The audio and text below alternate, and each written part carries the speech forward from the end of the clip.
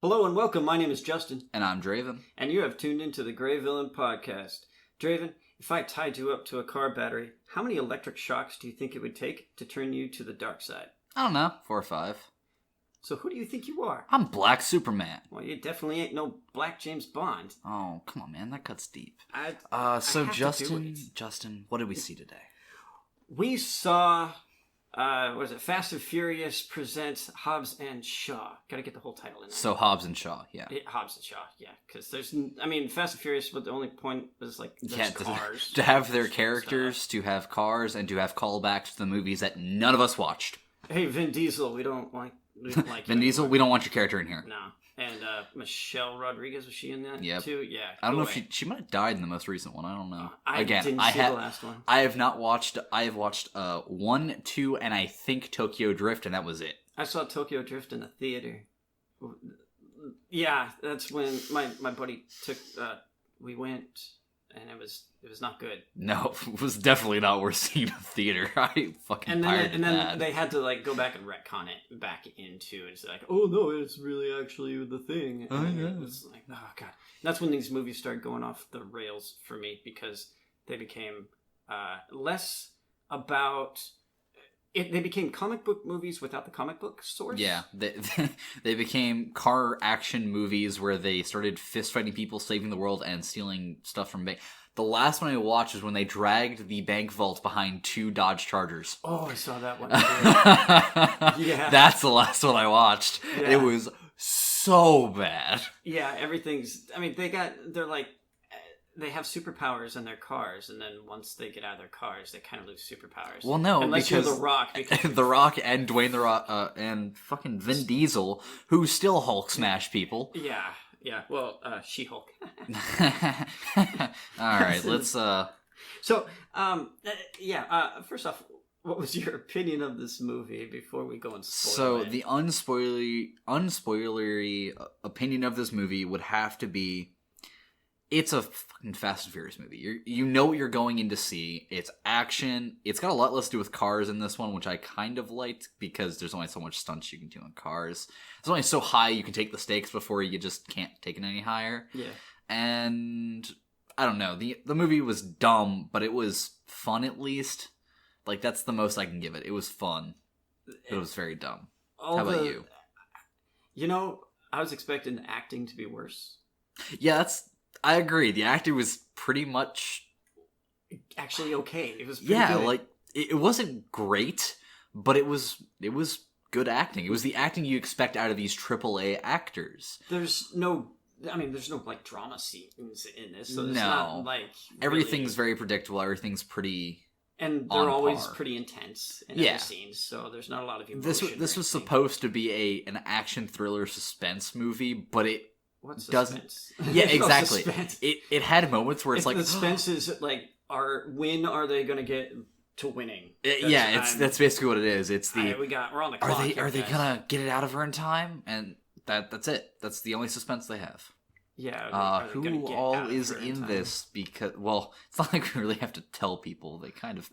How long was this movie? It was 2 hours and 40 minutes. You're on the wrong IMDb page. Oh, yep, I am. See. It was 240? Yep. Oh, jeez. It was too long. Yes. For what it is, it's just, it lasted way too long. Yeah, it was 2 hour and 40 minute movie, and, it has a very star-studded cast, though. You've got Dwayne The Rock Johnson, you got Jason Statham, Idris Elba, Vanessa Kirby, Helen Mirren.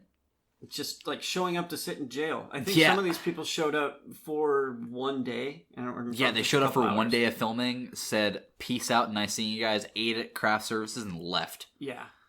Erza Gonzalez, and I have no idea. What was she wearing? Man, she was wearing a weird, really low-cut top thing. It was a half dominatrix top, I want to say. Yeah, and she was wearing a coat, and then she takes off the coat, and then you can't, even the coat was a super tiny coat. Yeah. Let's see. Who else was in this? Cliff Curtis was in this. And wait, wasn't Eddie Marsan in one of the MCU movies as another scientist? Was he? I'm pretty sure he was. I don't know. What is he? So. Oh, okay. He was in Deadpool 2 as that master. That might be what I was thinking of. The director directed Deadpool 2. Yeah. So. Half of the people in this movie were also in Deadpool 2. It kind of makes sense why they all came over. Yeah. And of course, the unsung hero that I didn't even know was in this movie, fucking Ryan Reynolds himself. Deadpool showed up. Yeah, crossover. Yeah, it was so good. Oh my god. Ryan Reynolds made this movie so much better just by showing up for like 5 scenes. Yeah. And he was hilarious. He was Deadpool. He was Deadpool. Well, that's the thing. Ryan Reynolds was born to play Deadpool because he is Deadpool in real life. Yeah. That's his humor. Those Canadians. Fucking Canadians. Silly Canadians. Who was silly goose. The Air Marshal Dinkley. His name is Air Marshal Dinkley. Get it correct. Is there something wrong with that? Respect to our air marshals. What is that little guy's name? Oh, I'm just gonna let you go on record calling him the little guy real quick. Taking shots at the tiny dude. His name is Tiny Dude. Kevin Hart. See, everyone knew who that was. Yeah, none of us had to really answer. We all knew. Oh, I know who the small guy is because he reminds us every time. Because he plays the same character in every movie. He even makes small jokes in this one. Yeah, he makes a lot of small jokes in this one. Like, he's on screen for a total of 10 minutes. He makes at least 20 small jokes. Yeah. And then but he's even smaller than Jason Statham, so it makes it weird when Rock is making fun of Jason Statham for being so small. And it's like, well, you got nesting dolls here of sizes. Yep. So is it really fair to make fun of the medium-sized guy now? Let's also... That's a natural short guy protection method, is have a shorter person around. Oh, yeah, of course. That's why Jason Statham didn't get made fun of as much. Makes you look bigger. Let's also put into the limelight the fact that most of The Rock's family just decided to come in for this movie. Hell yeah. 90% of his extended family was in this movie. It's pretty awesome, actually, how many of them they got on screen. Very, very family-oriented, which this movie hammers home so fucking hard. Like, we get it. Ohana means family. We know. The whole Stop series beating of us over the head. movies is about family. I know. I get it. But we don't need this in my action thriller with Dwayne the fucking Rock Johnson beating the shit out of John Statham. It's my family first! Die! Yeah, pretty much. That is the latter half of this movie. Don't touch him! Smack! Yeah, and I liked it better than I thought I would. Yeah, that's kind of the thing, is I thought this movie was going to be horrible. I actually enjoyed it. Like, there were parts of it where I was just laughing so hard that I felt bad. Ridiculously stupid, though. But I didn't like it because it was serious. Because it wasn't. It was campy as hell. But, I mean, I don't know. It was a good level of campy. I enjoyed it.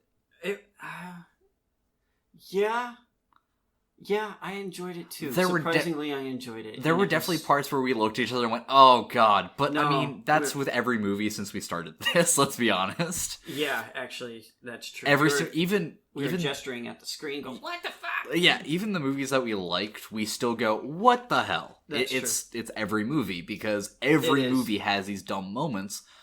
This one, I don't know, I guess the dumb moments didn't outweigh the good ones in this one, where there were just seriously badass scenes or really funny jokes.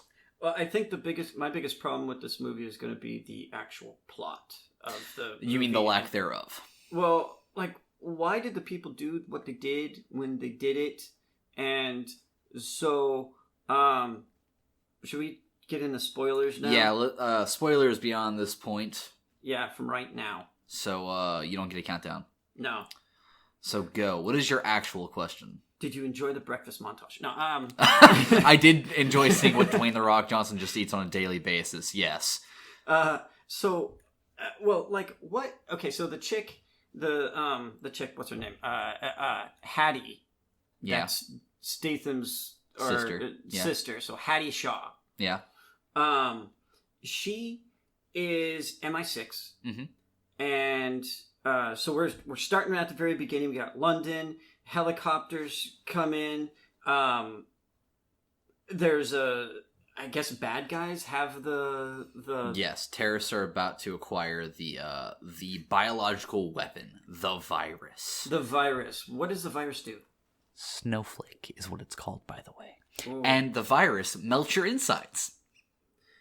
It targets specific DNA sequences, and that's how it decides if it melts your insides or not. After it's on a host, it goes airborne after 72 hours.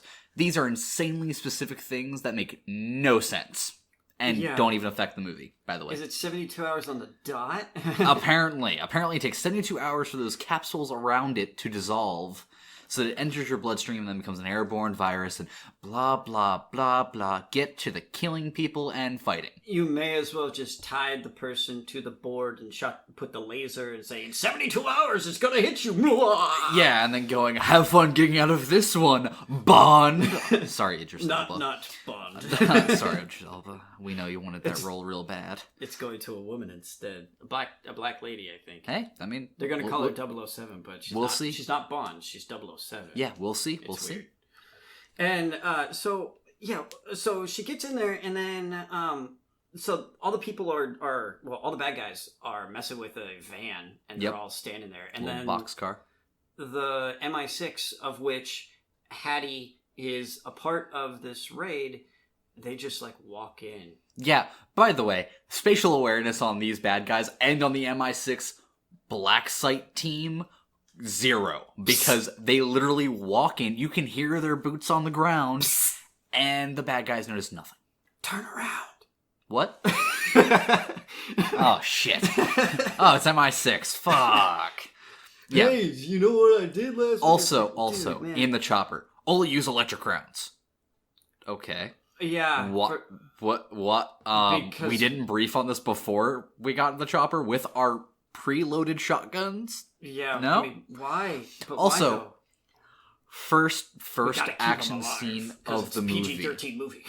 She shoots one dude. She uses her shotgun to shoot one dude. And then she jumps, flying kicks another dude, and grapples another dude at the same time. She puts a shotgun on her back.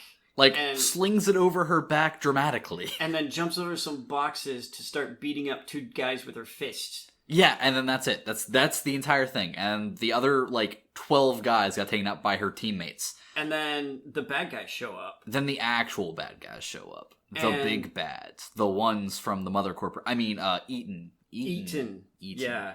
Eaton wants mechanical perfection of... Mother! Mother, yeah.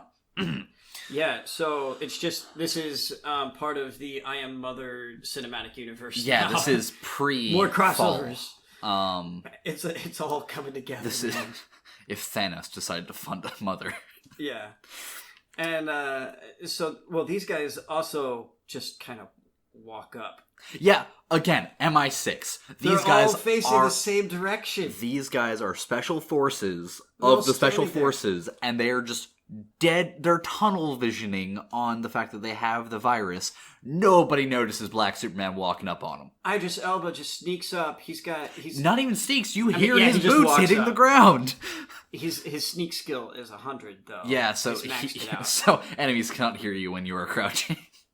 Yeah, he's got invisibility spells. He's an illusion magic guy. He just walks up and blasts the other 7 people that she came here with. Yeah, he's like, "Hey guys, what's up?" And then they all turn around and go, "Whoa, shit!" Yeah. They actually do aim at him. By the way, point blank with a shotgun, and he outmaneuvers them. Can someone please pull a trigger? Just one. No. That's the worst part about this.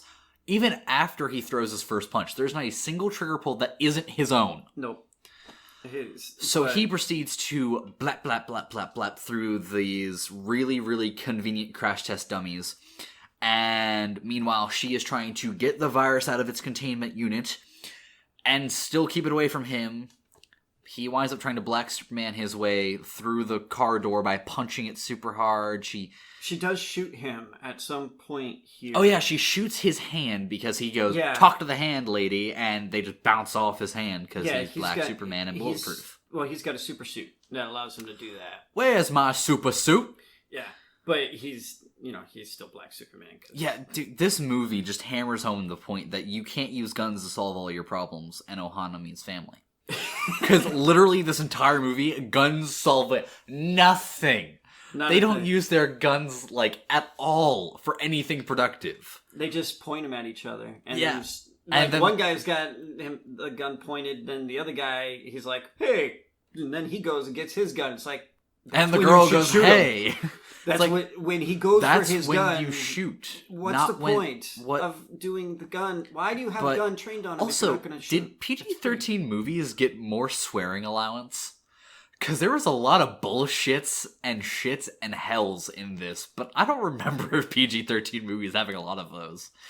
I don't know. I'm going to be honest, because it felt like there was just a ton of them in there, but is the point of PG-13 to use one F-bomb and 3 other swear words? I don't know. Sheila Broslovsky should get on top of this. It's okay. It's okay to have gratuitous violence in your movies as long as they don't say any naughty words. Exactly. That's the more you know. But she gets away by injecting herself with the super virus, which was fucking stupid. That was the question. What was her plan? She didn't want him getting it by any means necessary.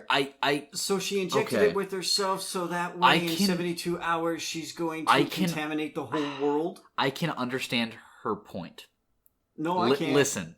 The point of it was, if she had just taken the vial, he could have just killed her and taken the vial. But if she injects it into herself, she's suddenly a valuable asset who he won't kill.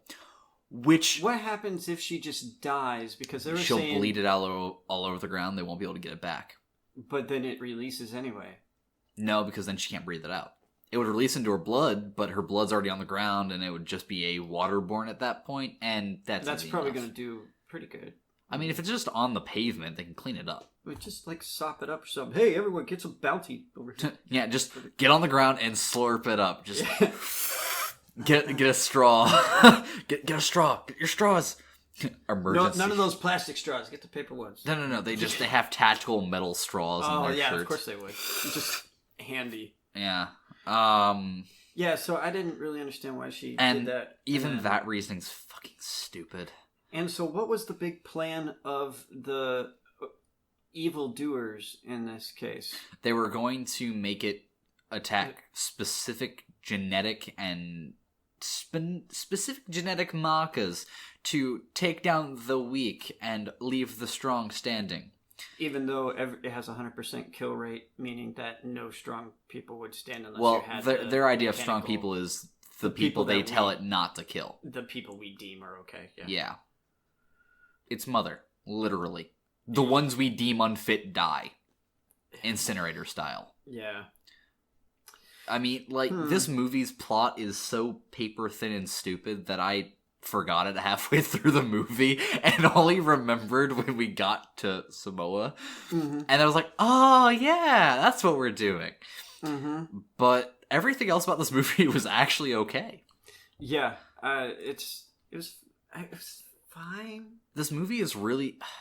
We need to actually watch good movies again, because these bad ones are hard to review. Yeah. Because it feels unfair to just keep punching these guys in the face after they're already down, which they do a lot in this movie, by the way. They punch themselves in the face. But, we could... This movie was really good for what it is. Okay, so after that scene, they have the coolest... They ride up... His little posse rides up on the coolest bikes ever. Yeah, and this dude has a fucking dog bike. Yeah. He's got this motorcycle that just does whatever he wants, whenever he wants to do it. Yeah, he has a neural link to this bike because he doesn't say anything and it just rides up to him on command. Yeah. It transforms multiple times into multiple different configurations. Yeah, it comes apart. It reassembles itself. It changes its wheels to flip the different directions. It shrinks itself down to be a lower profile. All without him saying a word. Nope. Don't gotta say nothing. This is Transformer levels of pocket dimension BS in this bike. And this movie would be cooler if it was just Transformers. That's the next crossover, man. You know, I really like the Bumblebee. They went back to their old... I haven't seen it yet. Don't say a word. Okay, I'm not going to say... Well, they went back to the old styles. I heard, and that is what I want to see. That makes all the difference in the world. Because I love me some G1 Transformers. Yeah, and they should get rid of the old continuity. But back on point with this. So she runs away. She runs away, but then he's like, hey, he tells his posse, get rid of the bodies. I don't want any witnesses. And it's like... Well, they weren't dead. He only killed some of them. He punched the rest of them in the face. Okay, well... So he was telling them basically to kill all the witnesses and then frame her for it, because that's his big plan. Make them take the fall. That's right. So then he contacts, the media. I don't know how he has contacts in the media. Yeah, later in the movie, this giant shadow corporation apparently has its veins in like 240-something media outlets. Yeah, and so CNN just starts saying Hobbs and Shaw, all these guys are bad after they guys. capture her and start helping him. And it's like, does anyone verify this stuff? To be fair, does anybody verify our own media? I mean...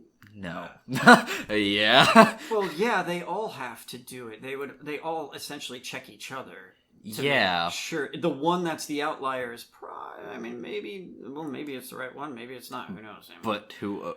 Never just, mind. Never mind. I brought up a bad point. I'm just saying. Like, the government would know, or like someone would be going... Yeah, like wait a minute. So you're right. There's a huge plot hole here because the CIA literally helps them set up this entire meeting between them and her. Why didn't the CIA just go, wait a minute, nope, that's not right, hold on. Do like an official thing to go, wait, Hobbs and Shaw didn't do that. Oh, you know why? Because we haven't gotten there in the plot yet. We need to keep going. So we quickly get an intro from Dwayne "The Rock" Johnson and Jason Statham getting calls from their contacts. Actually, I'm skipping ahead. We have to have the breakfast montage. No, we're skipping ahead. We have to skip past that too. You know what we missed that you didn't take any notes of because it was so fucking stupid? What's that? Their intro fight scenes in the different clubs. Where he goes, yeah. I'm what you call a cold can of whoop ass. I'm a champagne problem. Yeah, so that's part of this contrast between the two of them. Yeah. That they want to show that one's smooth and the other one's kind of rough and American, while the other one's British and suave, while having no bullshit. hair. Yeah. So you watch Hobbs go into a nice tattoo bar with a Yakuza dude running it, apparently. It's very classy. And he just starts beating his way through there and then beats the shit out of the dude and asks him to play hangman. Every time he gets it wrong, he tattoos something on him. Meanwhile, Shaw... Okay, what did you hope that tattoo would be? I was hoping it was a giant dick, not gonna lie. Because they make enough dick jokes in the first 10 minutes of this movie to make you just think it's gonna be that. Yeah, so Hobbs is each one starts interrogating the boss. The boss of their particular place. By the way, getting the shit beat out of you with a champagne bottle, that's a unique way to get knocked out. Okay, I hate how they always use, they're like, I'm going to hit you with the champagne bottle, so I'm going to put it up to your neck, and then I'm going to hit the bottle, and it's like, I think a punch would just hurt more.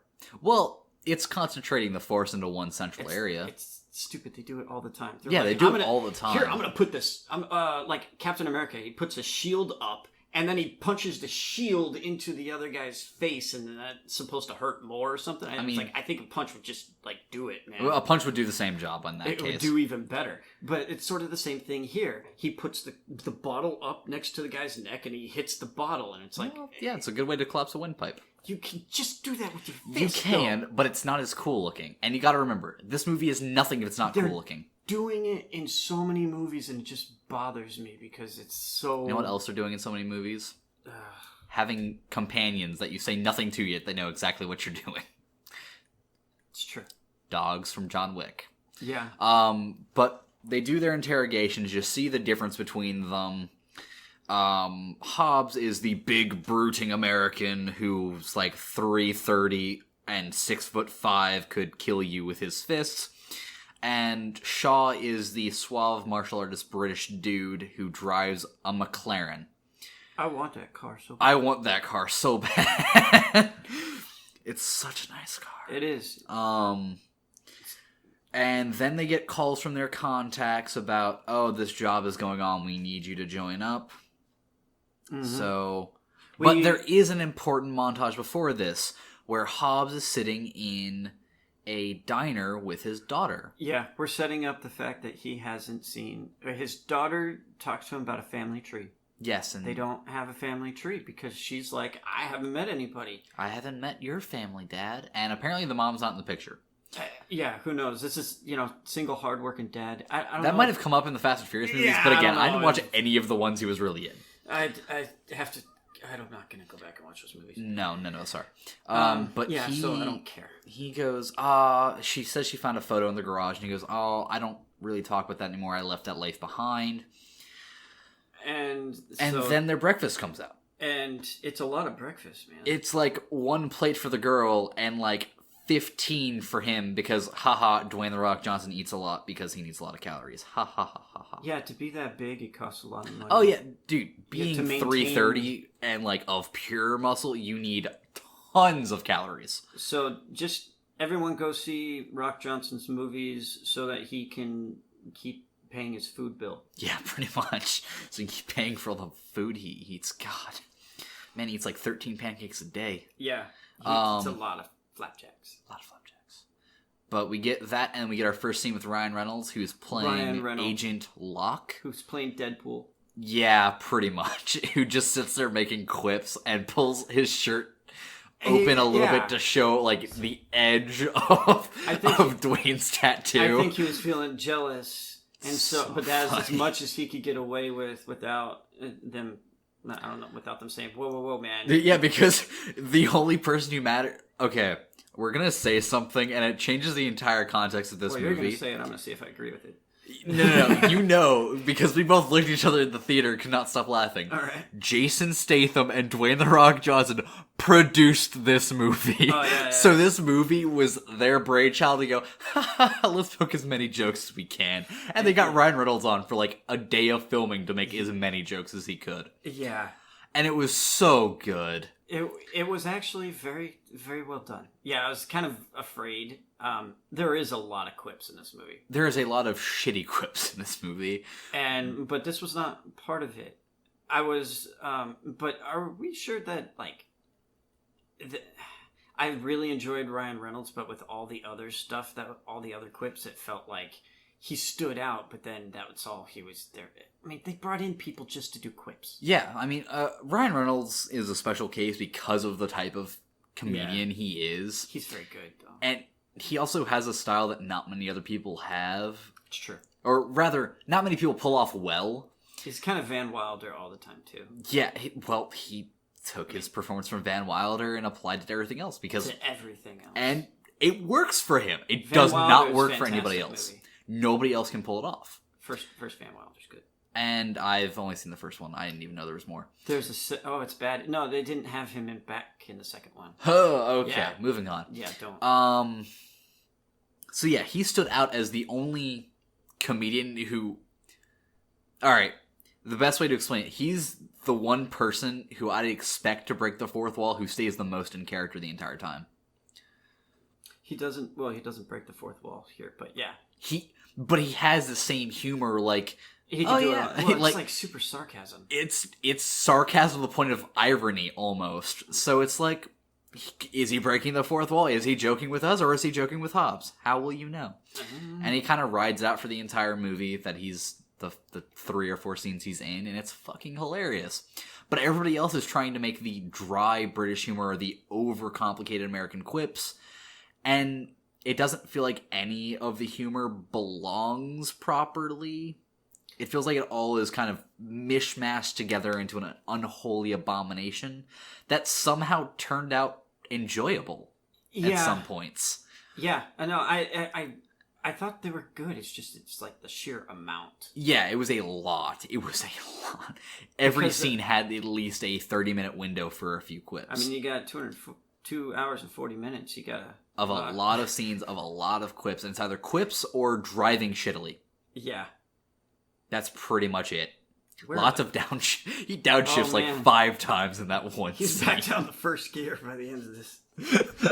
Back down to first gear, still going 90 miles per hour. It's fine. It's a McLaren. It's a McLaren. It shifts automatically. I'm just doing this to look cool. God, I hate paddle shifters so much. And that's the way they're doing it. Paddle shifters. I'm not a fan of paddle shifters. I don't like them. I drive. In a McLaren, that kind of I can understand it in a McLaren. I'll deal with it because at that point you're risking not having another hand on the wheel with how powerful that car is. I'll deal with it. It's fine. I mean, hell, the newest Corvette is over 1,000 horsepower. I want to go on a little bit. Do you like the look of it? The newest Corvette? Yeah. Yes, I love how the new Corvette looks. It does not look like a Corvette, but I like how it looks. It looks like a Ferrari or something. It does. It looks like a Ferrari and a Lamborghini had an unholy abomination of a butt child with a Corvette. I'm torn because it's like I can just get Ferraris for Ferraris if I wanted a Ferrari, but this Corvette has a higher horsepower than any current Ferraris on the market. And having 2 front wheel electric engines outputting 200 horsepower each. Where the fuck am I driving that? Not on the street because it's not street legal. Yeah. All right. So we get, we get each one of these guys get their respective people showing up. Ryan Reynolds and the other guy, the other dude who is apparently in one of the Fast and Furious movies. Yeah, who I don't know. And that's it. They then go, okay, I'm in. They go to the place. They start looking. They have their mini marital issue in the glass room. Why is their interrogation room completely glass? Completely glass. How is it that they can have a fist fight in there and no one notices? How is it that this woman beats the shit out of the intern and nobody noticed?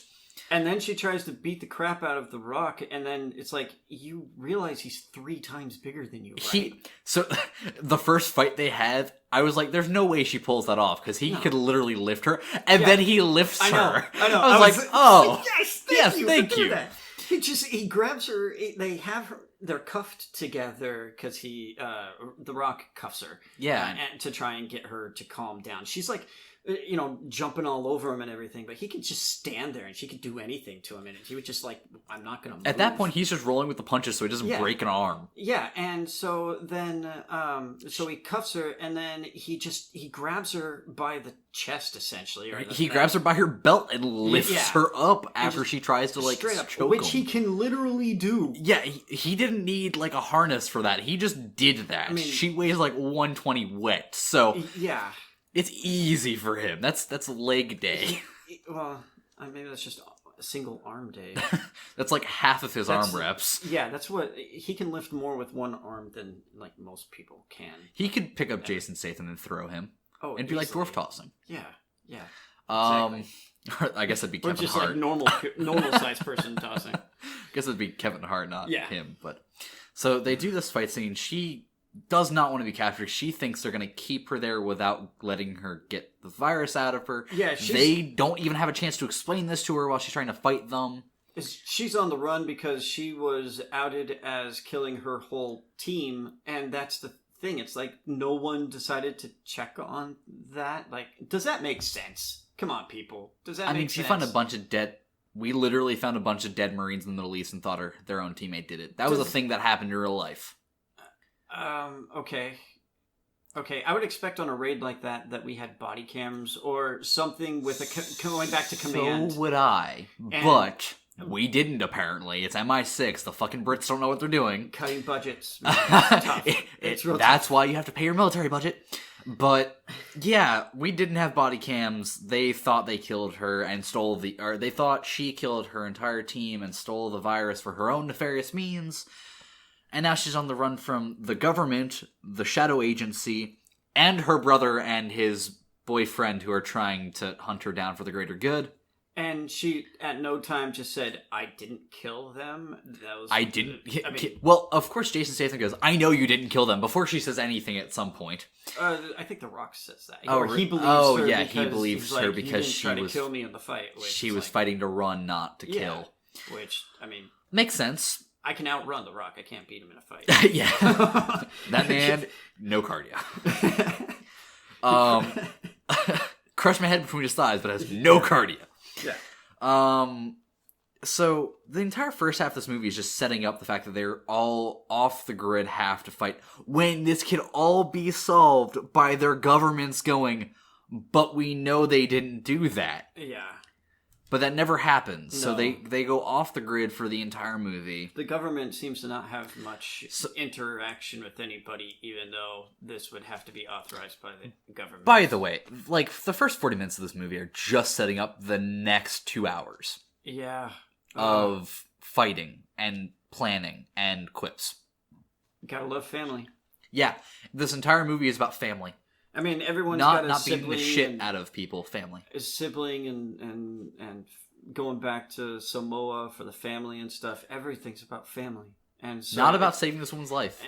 Family. I mean, they try, or they do. at the end, but it's like they do within 3 minutes of her dying. Hey, look, it has a happy ending.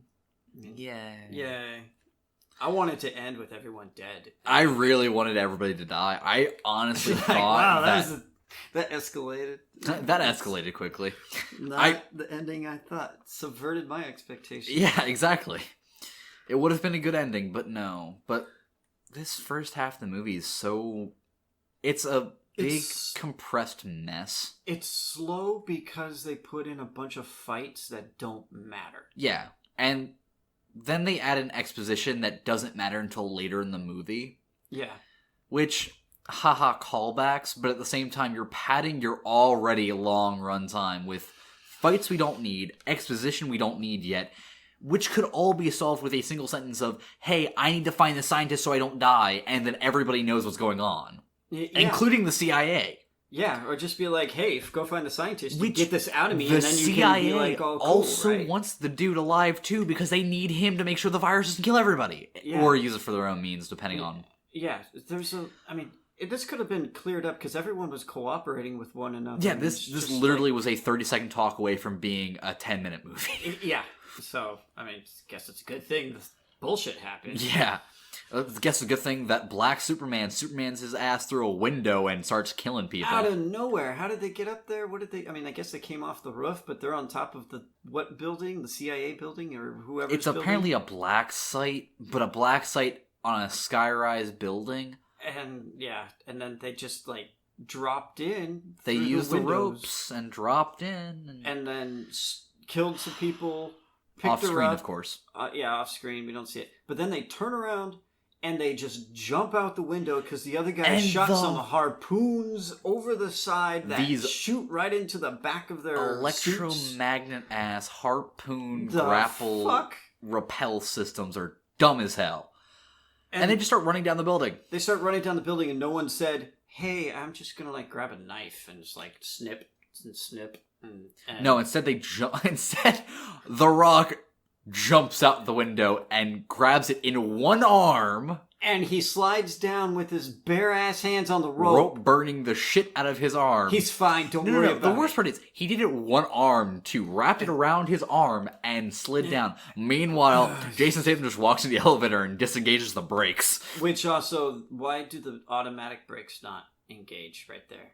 It's waiting for the user to brake, and it's that's not how those work. We will never know, because he stops it right before it crashes. Of course he does. By the way, Dwayne "The Rock" Johnson falls 30 meters into Black Superman and puts him through a glass pane. He drops 10 stories or something. His legs are shattered. Yeah. He is dead, and Black Superman is also dead.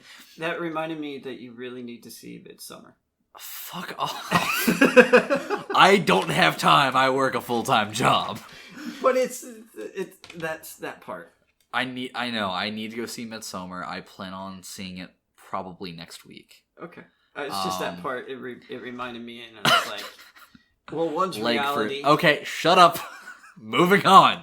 There's a fight scene outside with lots of explosions and gunfire that doesn't matter. They find out... Real quick. Oh. Jason Statham uses a gun without activating it first. In the first scene. You see it pop up activated, but he touches it. I guess, yeah. That's... These guns... Okay. The guns have little activation things for to the individual, I guess. No, they're chips and gloves. Yeah, but that's that's a mechanic in a game I play, by the way, which is why I hate it so much. That'd be annoying. It's annoying, except for when you're the one who has the only glove to use for that gun. It means that nobody can use it against you. It's a pretty saving grace moment. Yeah, it can be. I can see how you play it that way, but it's kind of annoying too. Oh, it's very annoying. If you lose that glove, you're fucked. Yeah. That's why most people get a palm thing put in, which is just a metal cut plate. My hand off now. Well, actually, my character did that too. Oh, see, this is a tabletop game, so there's a lot of different stuff. Okay. But back into the actual movie, he uses this gun without activating it first, which I thought meant he was actually going to be a bad guy. Because we know that it have to be activated, but he doesn't activate it, and it turns on for him. I thought that meant he was going to be one of the bad guys, but they never do anything with that again. It's a one-off scene. Yeah. They do the fight, they run away, they do the chase scene in the McLaren, which gets its tires shot out and doesn't have any effect on its driving. No, handling just fine. No, that's not how roads work. I get more realism from video games nowadays.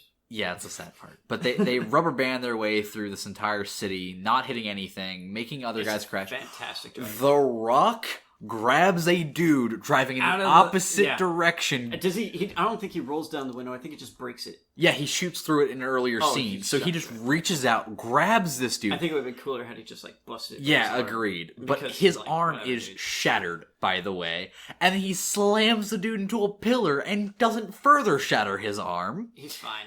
It's The Rock. And yeah, his bones are adamantium, is what you're telling me. Yeah, I think he actually has superpowers. Okay, Logan. So he then proceeds through, and they drive to the safe house. They get downstairs. There's a funny joke about the Italian job. Yeah, so they're going through a bunch of cars, and there's a whole set of cars. They're all beautiful until they get down to the end, and it's a Mini. It's a Mini. And he's like, I had a job in Italy one time. And so, yeah. And Justin, I felt like if Justin could, he would have nudged me. I know something here. You're like, wait a minute. Yeah, Jason Statham was in an Italian job, so it was just a little nod. Yeah, it was a little nod. It was pretty funny. It was, again, I liked it. Producer, so he gets to get away with shit like that. I didn't think Italian Job was that good of a movie. I never saw it, so I didn't care. It wasn't that good. He then takes pictures of them, makes new passports, new identities. Somehow, the customs in this airport doesn't have a most wanted list in front of them because they're supposed to. And they don't notice that these guys are walking through, but there's a joke you want to tell. I hear chuckles. So there's they're making alternate names, biometrics, alternate photos, and so I didn't get the first two names of Statham and they weren't anything sister. Funny. They were just normal names.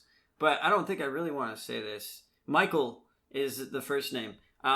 This is actually one. So later you always hear about what about that guy Hugh Ass? Hugh Ass and Seymour Butts. Seymour Butts. And this is one I've never heard before. Michael Oxmall. Or as they say at the TSA, Justin. Go ahead. No, I'm good. We will sit here in silence, and I'll edit it out until you say it. Okay. No. Well, hey, even The Rock can say it on TV. So. Yeah, he's also a 6'5", 330-pound man of muscle. He can get away with saying just about anything. He played a tooth fairy in a movie, dude. That's true. So his character's name, The Rock's Oxmall, Michael Oxmall. You have to say it, man. We need you to say it. Say it. His character's name is Mike Oxmall. I'm gonna cut that so many ways. Oh, it's great. You forget the Mike Oxmall. Yes. You gotta remember, I edit these. I will not be kind to you. It's not fair. But eventually, there's a cavity search, and he gets on the plane. Yeah. About his and he's small got a big ox. smile on his face too. So apparently he got a hot woman. I don't think they allow that sort of thing. I don't know, man. Isn't it same? It's got to be same sex. What if you're like one of those non-gendered people or whatever? I didn't get same sex searched. It was annoying. Never been searched. I don't even fly anymore. I haven't flown since like. Yeah, I had to fly through customs twice. It was fucking horrible. Yeah. Fuck the airlines. But they get on the plane and they're talking about how they're going to beat each other up at 30,000 miles. Banter and dick jokes. Yes, lots of dick jokes. Lots of screwing my sister jokes, too. Dick jokes. Yeah, it's like, oh, you want my sister. And it's like, why do we To be fair. Okay, so, like, she's, the sister is sleeping in the seat next to Statham. And then on the other side of the, of the aisle, is The Rock. And Statham's like, hey man, and you wanna, like, the only reason you're here is to hit on my sister and try and sleep with my sister. And he's like, no, that's totally not, I'm here to save the world. Yeah, and he's like, I'm not here to sleep with your sister. And before that, we had The Rock's daughter talking about how hot this the hot spy chick. The hot spy. And then we go into The Rock sort of kind of defending her honor in a little bit. Yeah, he goes, if she so chooses to climb this mountain of man meat, and so she is welcome to climb as much as she wants. And I'm not sure if he's defending and like saying, doing the whole I respect women, but at the same time, yeah, it's a weird scene. That scene made me a little uncomfortable. The way he was just. Because it's a solid 30 seconds of him, like, if she really wants to climb this 6'5", 330-pound mountain of man meat, it's like, okay, dude, you need to stop. All the 50-year-old women in the place are just like, oh, yeah. And then Kevin Hart comes out and cock blocks. Yeah, Kevin Hart. He's I small don't enough. know if it's Kevin Hart, to be honest. I just know he's the short dude. Yeah. Kevin Hart came up at that point, and he's about the size of... a thimble, yes. A thimble, yeah. So he pops up. Good cock-blocking size. Especially for Mike Cox. For Mike Cock. Mike Cock small. But they immediately call get out a small guy. They immediately call out that he looks like an air marshal and they look like spies / bruisers. So go back to my question. Did that empower women at all? Because we're in this weird world nowadays. Okay, knowing The Rock, that was his intention, because that is totally a Rock thing to do. Yeah. Knowing the character, that was not his intention, so it's a weird Yeah, and then like the rest of the movie also sort of objectified, the girl in Moscow that provides him with the jet. And her entire female crew who literally who are all sexy and wear nothing but low cut crop tops. Which, to be fair, that's what you want to do. Wear what you want, but. When it's a movie set up with a mainly male cast, do you understand the image you're portraying? We also go through the tattoo parlor, which was also a strip club. Which was also scantily clad Japanese women doing the tattoos. Yeah, and there was a lot of skin in places, and so I was like... It's very weird. Here's the one part that we're defending. Yeah, it's like a white knight moment. It feels weird and out of place. It did. And then you got Kevin Hart coming and being a tiny cock block for my cock small. Yeah. Yeah. And he talks he talks about how he's got connections, how he was once on the field, and you know what? I let you get away with it and didn't say shit, so I hope you know how I'm gonna edit this later. I have a mic at home, by the way. I hope you don't listen to this episode back. Your poor ego. Wait, your mom listens to this too. Yeah. Oh, brilliant. Hi, Mom. Yeah. Hi, Justin's mom. I'm sorry for what I'm about to do to your son's image. But we get him going, oh yeah, I was part of Black Ops Special Forces. I was the Magic Man. Yeah. Anything you guys need, I can get for you. I'm an air marshal because I got that kind of power. And then he hands them a card, which he also calls his resume. His resume. Here's my resume. And then they get off the plane. So, yeah, we go to we get the scientist after, or we have a scientist. We have a scientist somewhere in here that they find, interrogate, and get information out of, but I don't The scientist showed up before that, and then yeah, he was in London. They found him through a Russian newspaper. Yeah, that was only sold at one place, and then, that Jason Statham knew. Of course he did. And but then so they got information out of him for what the virus thing was and what they had to do, and they had the equipment that they had to fix, or where were they going with? They were going to the lab where it was made to get the only machine that can take it out of her blood. Yeah, and then so after they got the machine or something, but then the machine, I don't know. It gets broken in the giant fight scene, but also there's a thing that they didn't even talk about. You could just do a full blood transfusion.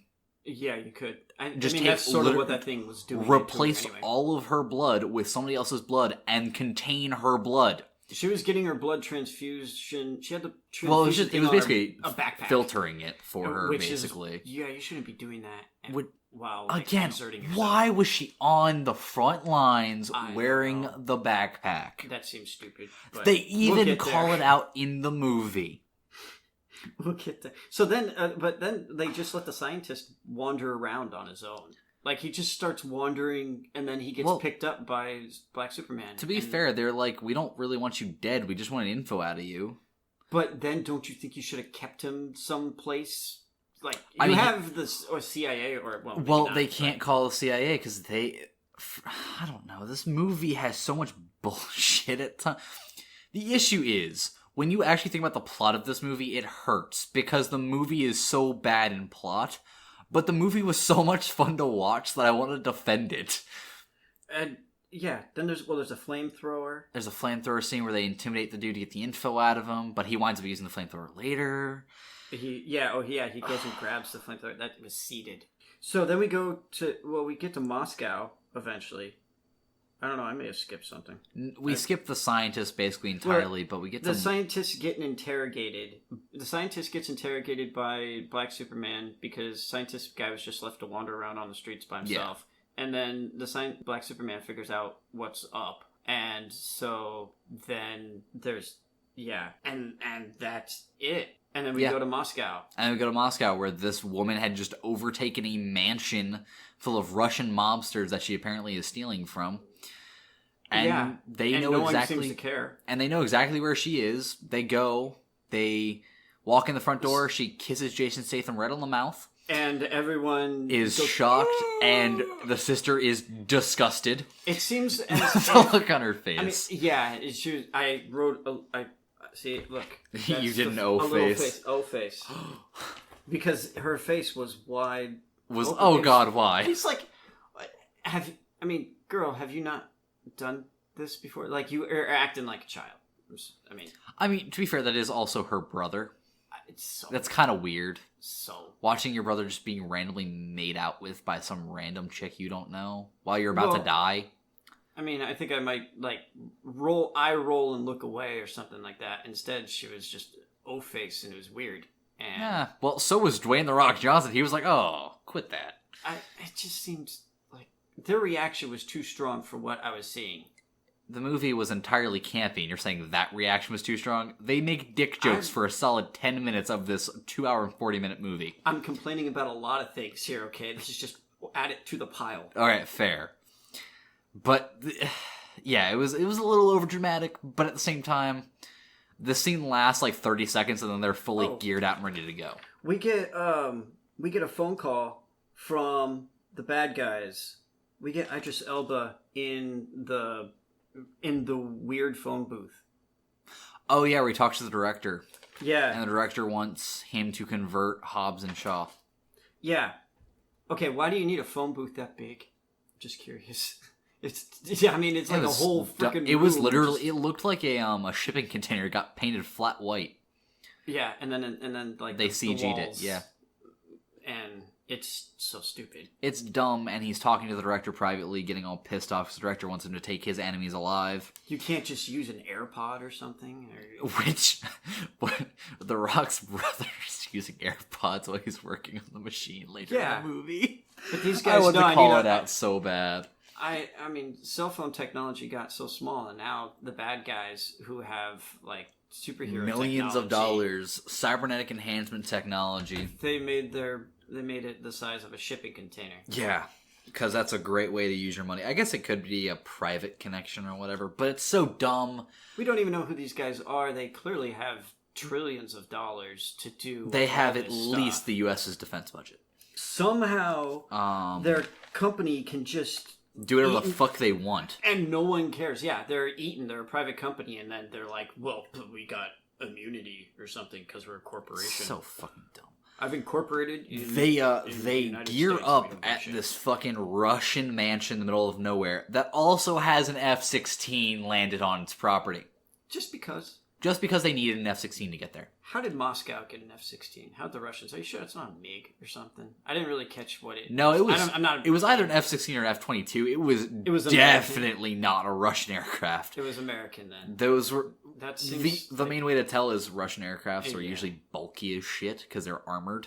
American aircrafts, we don't care about armor. We just want guns and speed. We shoot you with missiles from like before you can see us. I don't know. Why do you need armor? And they then eject mid-flight with the pilot still in the fucking aircraft. I didn't see a pilot. I was assuming it was just those two, which also was like... Which would have also been stupid.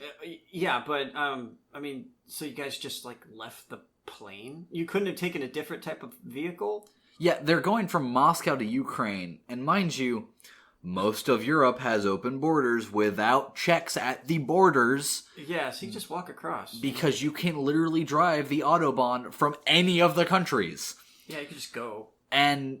yeah, for some reason they take an F-16 because they need to be fast. They wind up using the sister as a... what do they call it? A Mick Jagger? Make her go be a person on the inside, get captured intentionally? No, well, was that the... no, the Mick Jagger was the... yeah, I guess it was Mick Jagger. Yeah, because they had the Keith Moon as well. Yeah, the Keith Moon was blowing up the safe to get the money out of it. Yeah, which, I mean, seems like a normal... plan. Yeah. But yeah, Mick Jagger. What else are you doing? They Mick Jagger her in there using the Russian girl as kind of a scapegoat to pawn her off onto Black Superman. So I was like, okay, in this place, I was like, they have dune buggies operating as golf carts, or like what would normally to go between different complexes. It's like, why do they have dune buggies? Dune buggies seem a bit overkill, right? But we find out later. They're necessary for later. Yeah. We get her going into the facility, getting put in the injection room, and then we cut back to Shaw and Hobbs infiltrating the place. Yeah. They set the hydrogen bomb. I'd like to point out they plant a hydrogen bomb in an old abandoned nuclear power plant. The irony is in the air. It's great idea. And they get into the building and they do their fight scene in the corridor, which was, I honestly think... the one that you see in the trailers all the time. Yeah, but they don't cut it up as much on the actual movie, obviously. It went so long. But The Rock was literally one punch, he's done with his fight.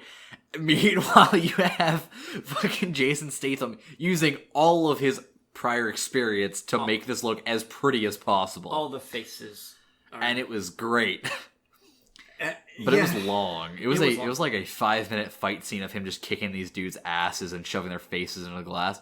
And then he has to get through the bioscanner. Yeah. And he has to put every single one of them up to it until the last guy works. I didn't really like the hallway fight. Maybe it's because I've seen it too many times, but You've seen a lot more movies than I have recently, so you've probably seen that trailer at least 20 times. I've seen it far too often, and that scene, and you can see all the bad the bad timing on it. If you've seen it. And the worst part is, all the bad timing isn't even on Jason Statham. It's all the other guys who hesitate. Yeah, pretty much, yeah. Jason Statham has like 30 years of stuntman experience when it comes to fights. Mm-hmm. These dudes are newbies and hesitating, and it's kind of annoying. Maybe they should have got the director to do it. Which is, yeah, they should have, because he's a stuntman, and actually a good one. Yeah. So you get that bad fight scene, and then they open the door, and I'm like, how are they going to get through this complex of... Oh, God. Okay, so they each open the door. So there's hallways side by side, right? Yeah. And then they each open the door at the same time, and they each have rifles, and they come out, and they're aiming their rifles, and everyone else in this complex is aiming their guns back. And, again, no one shoots anybody. Well, because at this point they still want to convert Hobbs and Shaw to their side. Okay, so that makes a little bit of sense. But why doesn't Hobbs and Shaw shoot? Well, I guess because if they shoot a few of them, they're gonna die. Because once you open fire on one, you're gonna get shot too. Well, but then they just like wander out with their guns up. Their guns are still drawn, and then they walk I see your out. point. I don't know why they wandered out, because then two shadow warriors out of fucking nowhere come out of behind them, butt them in the head. Again, nobody looks behind them in this movie. No, you got my back? No. Nobody's got my 6. Fuck. So they get rifle butted in the neck, and they're done. So then you have them getting hooked up to a contraption involving 2 dune buggy car batteries on a switch. Yeah, and they're all chained to these chairs, sitting there facing one another, so that they can banter back and forth. And Black Superman asks, "Let's probably handle 4 shocks." And he goes, "Of course, Dwayne The Rock Johnson. Take the over." He can go, "Oh, we can probably take 5. Yeah, these big balls, what?" And then they shock him, and it fucking hurts, because no shit. Yeah. So they get shocked 3 or 4 times. 5 times. They do get shocked the full 5, and they live through 5. And then they're like, "Wait, we're gonna pull the McJagger." They say the code phrase. There's something. I forget how. The girl is in the injection room at this point, and she escapes from that by making the dudes drug each other using her feet. Yeah. And then uses the grenade pin necklace. So she's tied down. Only one arm. Only one arm was tied down. No, she had 2 arms. 2 arms, I think 2. No, it was only her one arm, because she had her other arm free. Well, she had her legs free, I know that. She had her legs and one arm free, because they needed her injection arm tied down. Maybe they were doing... Because they were going to put her to sleep. Yeah. But I thought she had both her arms. And so then I thought it was really weird that they didn't have the legs. Because you then see her use her arm to grab the pin. Yeah, I'm thinking, like, how did she get out of the other arm? Yeah, but she had that other arm free already. Okay, that makes more because sense. she had put her grenade pin part of her necklace, which they do a callback to earlier, because it's a police key disguised as a necklace. She puts it in her mouth. That's super handy, by the way. That really is, because she uses it 3 times in the movie. Yeah. And she kicks these dudes' asses using only her legs while strapped with one arm to the table, makes them inject themselves with this drug that they were going to inject her with, uses her thing, unlocks herself, and escapes with the scientist and the machine. That's impossible. And then they find themselves some weapons and realize that Hobbs and Shaw need help. Yeah, then the scientist guy, he gets the flamethrower. He gets the flamethrower that was used to interrogate him earlier. It's like, fuck you, bitches! Do you want some fried kraut? Call back to Once Upon a Time. But they have to stall for time, so they start saying all this bullshit about how they're going to kick this dude's ass. That's not your guy. That's my guy. That's my guy. Which, by the way, if anybody has ever seen, was it Expendables? Yeah. I'll take these 3, you take those 3. No, I'll take those 4, you take those 2. No, I'll take these 6. And he pulls out his gun and shoots all 6. That's so much better. It's so much better. And it's also... The reason this scene pisses me off is because Jason Statham was also in that movie. Yeah. Oh, man. Who did the fight with Rocky himself. But... So, all of this torture scene is all to turn them to the dark side. Yeah, and stall for time. And at this point, Black Superman, because he's trying to fulfill his duty to his boss... Basically. So Black Superman has, he was shot in the head. And shot 2 times in the chest, yeah. Yeah, 2 in the chest, 1 in the head by Statham, back in the day. Yes. And that's how Statham was a criminal, because he used to be MI6, and then he got blacklisted. His MI6 brother unprovoked. Yeah, and then he was framed for it by this guy. Yeah, and whole lot of bullshit. Pretty much. Did any of that show up in the previous movies? I have no idea. I don't know, because none of us will never watch them. Is this just made up backstory for these characters. We'll never know. Yeah. Tell us in the comments below. Yeah. But but he so yeah, he's trying to convert them over to the dark side here, and then they're like, oh yeah, we're totally gonna do it, and then it's like, what is the point of this of getting him to turn? Why did they want him to turn? Because they were better soldiers than Beckett was, or Beckett, Black Superman. Yeah, I don't know what his name is. It's just seems like that's the director's like, no, I just want them because they're good soldiers, because they're keeping up with you and they're on augmented. I mean, at the end they do say you outperformed your analytics, which is like, oh my god, stupid. As a sports fan, it's all about analytics nowadays, and with everything business is all analytics, and it's like, oh, for fuck's sake, analytics involves everything now. Yeah, you don't need that. And they fight their way out. They do a we get the Dune buggy chase. The Dune buggy chase scene, which looks like it was a Terminator 2 Salvation arcade cabinet mixed with Need for Speed. Would that scene have been better in golf carts? Yes. At least would have been more suspenseful. Because you just see them going 5 miles per hour over speed bump. Also would have been primo camp. But nope, they didn't do that. They went too serious for this part, and it would have been so funny. This chase scene was really fun to watch, but in hindsight was really dumb. It was so dumb. It was so video game. It felt like an old arcade cabinet cutscene. Yeah, it really did, because they jumped through the building, through the glass, onto the ramp that is only so wide, and then they take a corner, and then they go through another one, they dodge, and they shoot a freaking helicopter and a drone, and oh my god, it's just crazy. And then a truck comes in, because that's where the rock is, and it's a flatbed truck, and they're just driving around, and they're like, oh my god, we gotta get you off the dune buggy. Yeah, I need a ride. So he drives it up onto the back of the truck and then walks away from it. Yeah. There's bullet fire everywhere, no one can hit a damn thing. It's a great movie. By the way, I still liked this movie. For as crappy as the plot is, I still really liked it. But bad thing happens. The extraction device was destroyed. Yeah. In the gunfire. Tragically.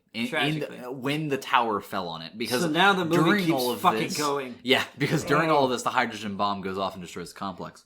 Yeah, and kills a lot of people. There was a lot of stuff to blow up, apparently, in a burnt out, like rusted out factory of metal nothing, and it's a lot of shit. I mean, it was an old nuclear plant. You see the cooling towers. It doesn't mean that it's big concrete tower. That doesn't mean there's stuff to blow up. Yeah, so they were falling down. Oh well, yeah, there was a lot of stuff to blow up. There's a lot of explosion for a lot of non-flammable stuff. Yeah, I agree. I don't know how this bomb was blowing up for a solid 5 minutes, but it was.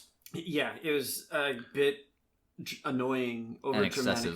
Yeah, it's just like, why so much? And then we now need to get smuggled to Samoa, because that's the only place we can get a dude to repair this thing. The only place. Yeah. Is in fucking Samoa. Because it's off the grid. Whippy. Yeah, sure. So I was thinking they went out there to try and protect the population, because if she blows up, or it gets in the air, then maybe Samoa is sort of remote, so that they buy themselves some more time. That seems like a more plausible reason to go there than, there's the super mechanic. My brother is the best mechanic in the world. He can fix it. Yeah, but we haven't talked in a long time, because my brother got pissed off that my dad was running a car smuggling ring. Just a general criminal underground revolving around his entire family. I mean, they did Samoa, everything. Which is a wonderfully, easy location to reach all places. Well, Samoa. There's a lot of surrounding islands. There's no one there. I mean, if you're going to run a criminal empire, maybe Samoa's that's a good hideout, but that's pretty much all they used it for. That's a good place I'm going to launder money at to buy islands, right? I'm not going to put my organization there. Fair enough. Instead, they're like, no, we have a chop shop now in Samoa, because it's super easy to get cars out there. Yeah. You can get ships out there. It's so expensive. Again, why don't you just locate in New York? Again, because they're fucking stupid and we needed a reason to be in Samoa. So we go to Samoa. Which, by the way, still my favorite part of the movie. No matter how dumb it is, I love this part of the movie. It's really dumb. It's a lot of, you boys sell... The mom basically spearheads this operation by going, you fucking kids, and hitting them with a fucking sandal. Mom was the best part. I love Mom. I love Mama, whatever her name was. Big old Samoan lady. She's credited somewhere. Part of me wants to say she's actually his mom, but I don't know if that's true. I really hope that she's actually his mom. Probably not. Or at least Joe's mom. Samoa moms are everyone's moms. So so we show up in Samoa. Yeah. And then we get the voiceover preparation montage. Yeah, of them going, we have to do this, and this. Here's our fucking story. They'll strike right before dawn, so that at the end of the battle, the sun is hitting their backs. 2 hours and 40 minutes, and you had to do this in a voiceover montage? Yeah. Because you didn't have enough time. So we get a setup montage of them setting a bunch of guerrilla warfare traps, and realizing they have no guns, so they're going to have to hack into the wireless transmitter of a glove they stole to make sure that they can turn the guns off for 6 minutes, only 6 minutes. How does that even work? No fucking clue, we're not going to get into it. They proceed to then beat the fuck out of these security dudes after doing a sweet-ass haka. It was pretty awesome.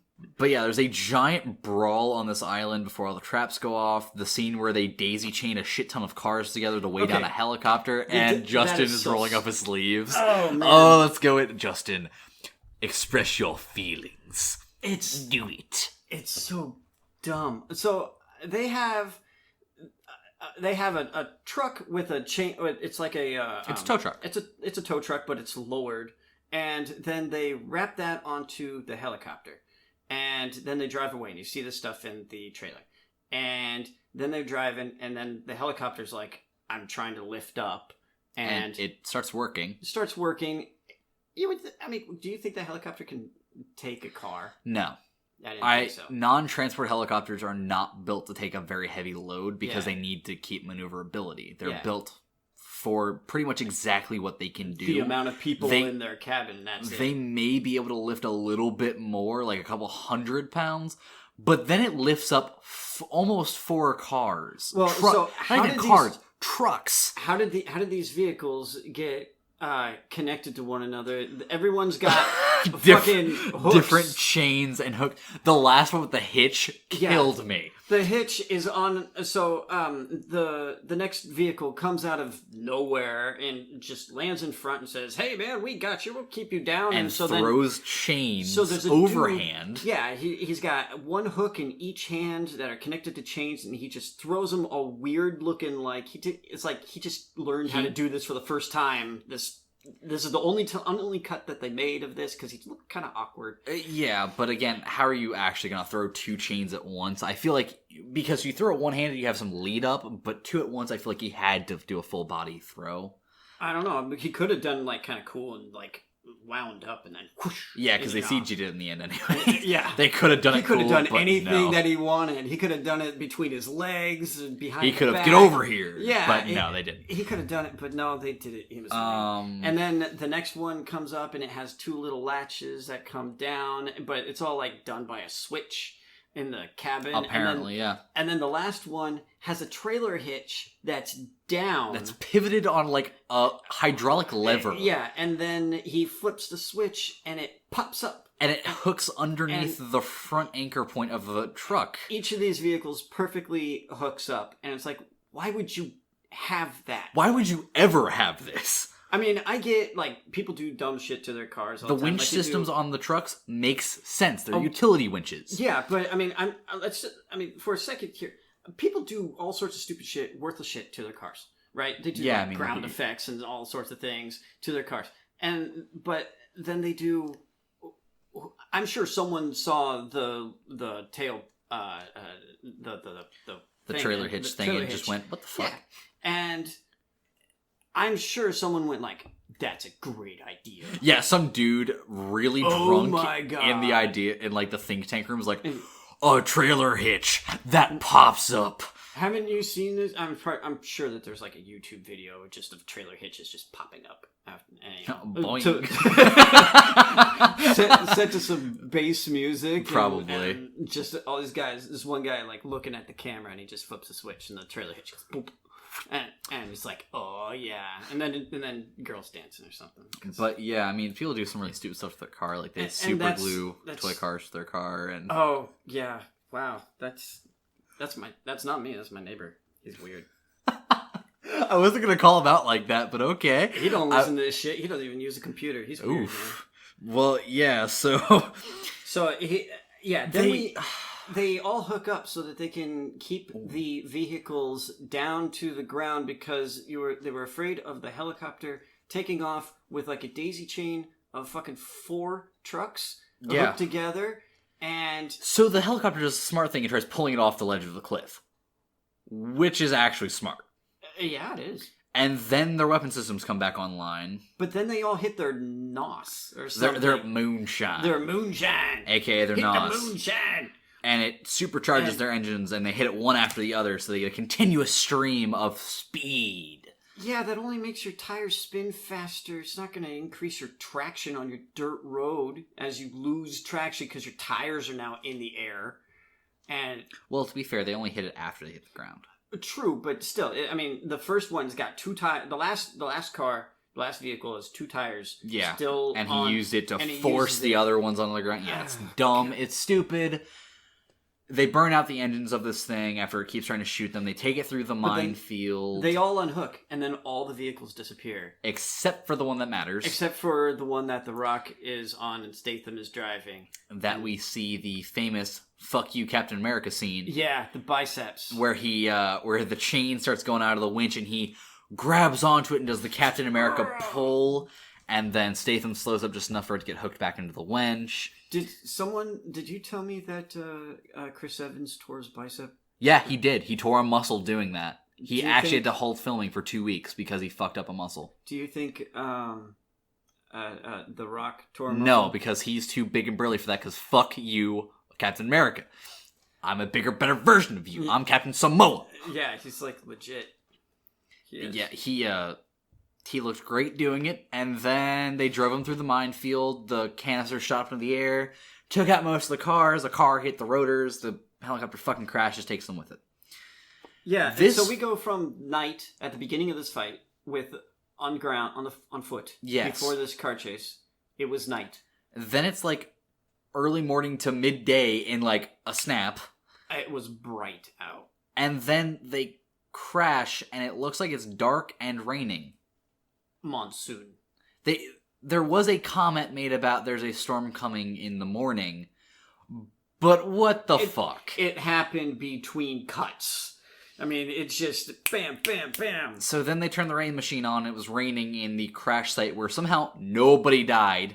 No one. Literally no. Even the pilot was fine. Yeah, even the extra. He was like, he had a concussion or something. Yeah, he was not doing well, but he was alive. They do their final showdown. You see the woman be badass one final time. And then the director decides that he is tired of his super soldier being a little douchebag. Mm. He decides that he is no longer useful and deactivates him. Yeah, because he's a robot, pretty much. Yeah, because his entire spinal column is fake. And he got shot in the head, and They gave him a soul. Yeah, they get the robot guys give him back a soul. Like, this entire movie, when you lay it out like this, sounds so dumb, but it is actually a lot of fun to watch. We believe in people, or something Oh yeah, we will have all the technology we want, and we will always have technology, but we still believe in people. And then the dude dies and falls into the water. You have tech, we have heart. The end. The end. The movie is over. But there's 3 end credit scenes. Fuck this movie for 3 end credit scenes. They had to get more Ryan Reynolds in there. Yes, he was fine. His end credit scenes were necessary, but we do in fact see Dwayne "The Rock" Johnson and his daughter going to see her grandmama for the first time. Because family. Extremely touching. Ohana means family. Yeah. And then we have a scene with Ryan Reynolds fighting in a corridor full of dudes. We just see him. He's not fighting anybody. Yeah, there's a bunch of dead bodies outside his door. And a bunch of blood on him. Okay. And then he goes... do we see them? I don't think we see him. We just see him in the room. Yeah, when they do the pan-in shot, there's a corridor with a bunch of bodies in it. Okay, and so guns. They were there for like 2 seconds. Oh, yeah, no.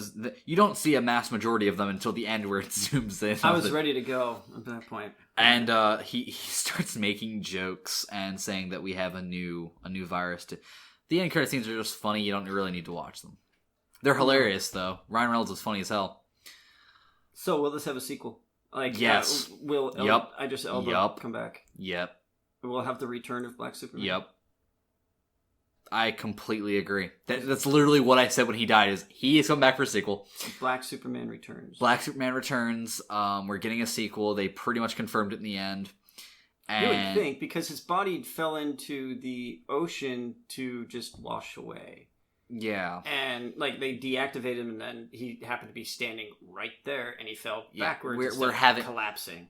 Also, this entire last scene was shot in a very GreyVillain-esque tone. Yeah. The entire thing. Yeah. This is gonna sound bad, but when you have a black backdrop and a dude wearing all black, shiny reflective armor on shiny reflective rock in a monsoon level event where the lighting is shit and your actor is also a person of color, you cannot see shit.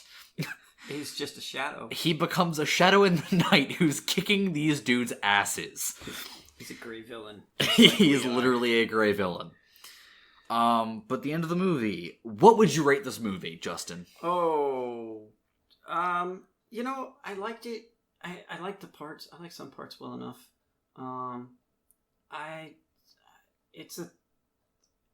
It should be a 6. I need to modify my previous ones. I want to knock Godzilla down to like a 5. All right, let's officially change the fact that Godzilla is now a 5. Yeah, and so this can be a 6.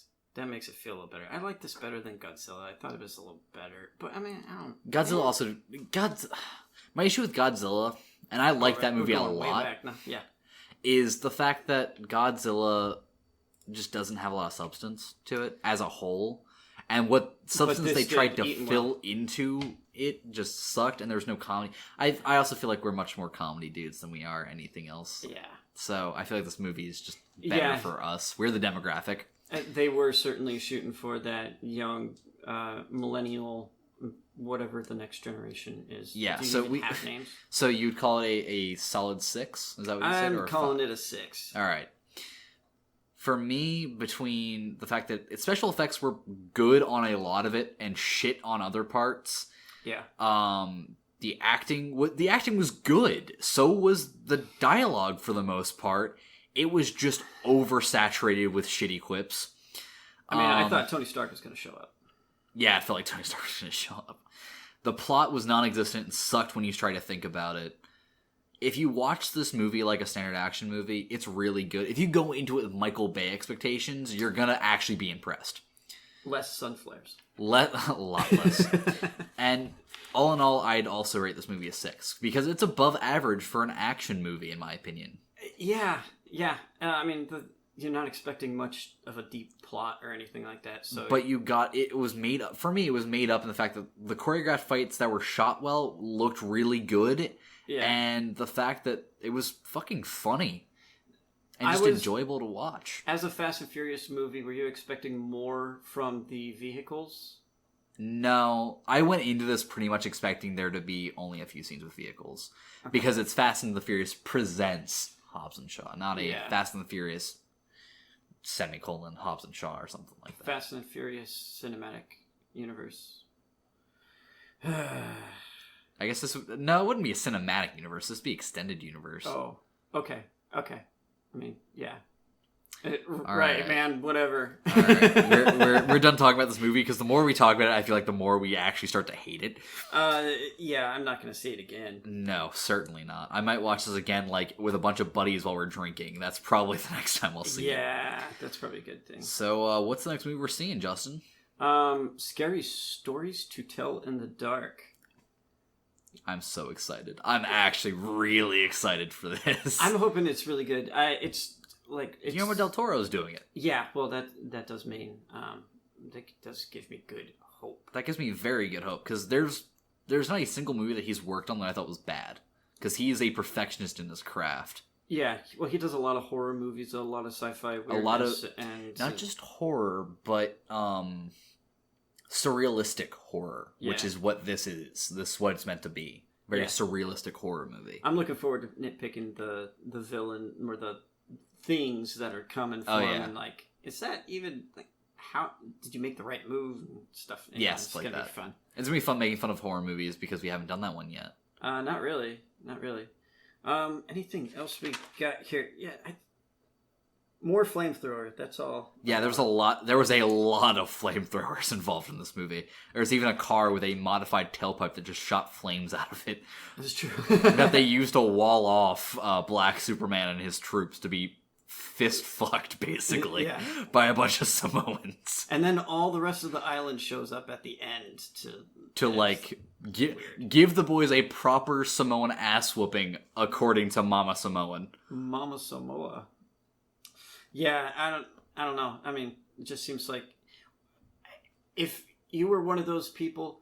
Okay, so you show up, you don't even know if you can disable their guns, which is one of the questions I had from just watching the trailer of like. Yeah, the first time we saw the movie he was like, do they not have guns? I'm like, there's gonna be a reason. There's gonna be a reason. Yeah, there's gonna be some stupid reason why they decided not to show up with guns. And the minute that they told us why the guns were gonna be there, I was like, I told you. Yeah, alright, fine, whatever. You came up with some dumb reason. See, this is why you shouldn't have that in your... I mean, you want guns that just work. Yeah, or just not use guns. I mean, it is easy enough to go, well, these guys don't use guns because it leaves traces.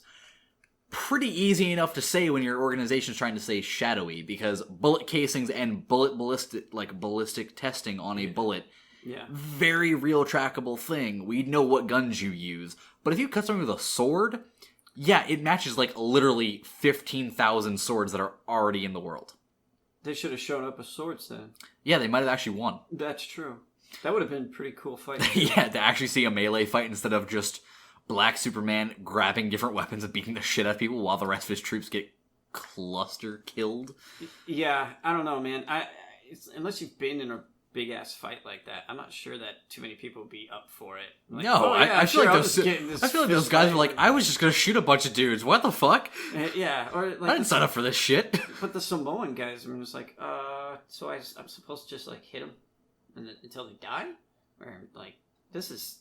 I don't know. Well, quite a few of them just went in, like, full-on tackle. I know, and they're doing wrestling moves all which over the place. Makes sense, because Joe Aoki and Dwayne "The Rock" Johnson come from the family of wrestlers, so they were doing a bunch of combo moves. They were tag teaming it up. They were tag teaming the shit out of it. It was obviously a, you're funny. Yeah, Vince McMahon's going, God, I wish God damn it, those motherfuckers. I was really hoping the Usos would show up because they're the newest Samoan fighters in the family line. I was really hoping that Joey and someone else, Uso, would show up, but they didn't show up in this movie, which kind of upset me. I was gonna call you a nerd for knowing that, and then it's just half nerd right now. Though. Yeah, well, it's also the fact that I was forced to watch wrestling up until like 2015. Yeah, I stopped a long time ago. Before I was born. Old man. Yeah.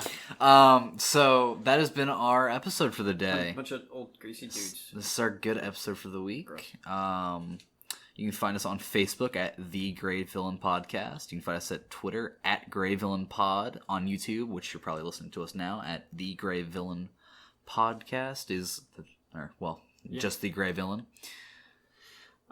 So like, comment, share, subscribe. Everything you do helps spread the word. More interaction, more eyes, more ears. Stay cool. Peace. Later.